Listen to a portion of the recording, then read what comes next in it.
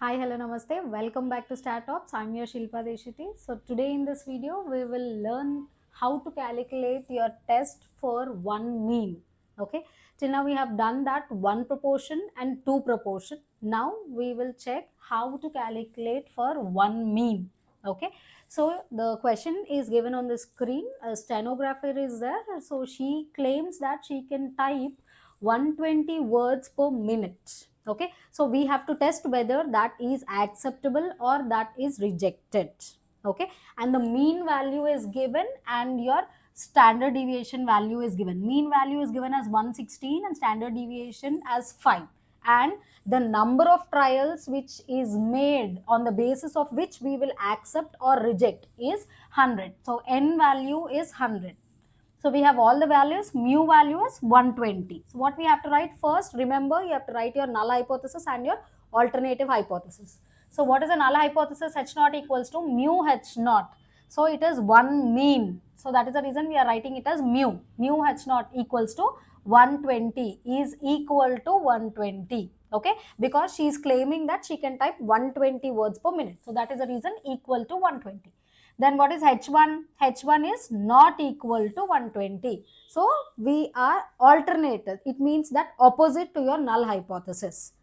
So in this, what tailed test it is now? In the question, they haven't mentioned anything like more, less or anything.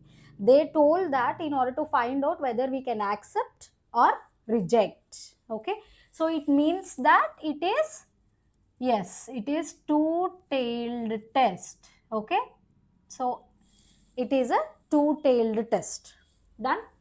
Now this is a formula, that is z equals to x bar minus mu h naught by sigma by square root of n. So substitute all the values we have, just we have to substitute that in the formula. Okay. So what is that? What is x bar value? X bar value is nothing but this 116 minus mu h naught is 120 by 15 by square root of 100. Okay, so that is minus 4 by 15 by 10. Square root of 100 is 10. Okay, so that is minus 4 by 1.5. So what is the z value we got? Minus 2.67. That is a value. As we don't have a, we don't take a z table values in the form of negative, so we consider that value as 2.67. Okay, so what is the z value? Z value is 2.67. So what we have to do, what is this? Z calculated value. Now you have to find out what is the z table value.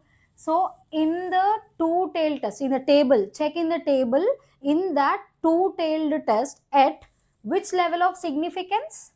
Level of significance. What is the level of significance? Nothing is given means it is 5%. That is 0.5. Okay, sorry, 0.05. Okay, how to check that? That is, you all know that 5% means 5 by 100. So 5 by 100 means 0.05.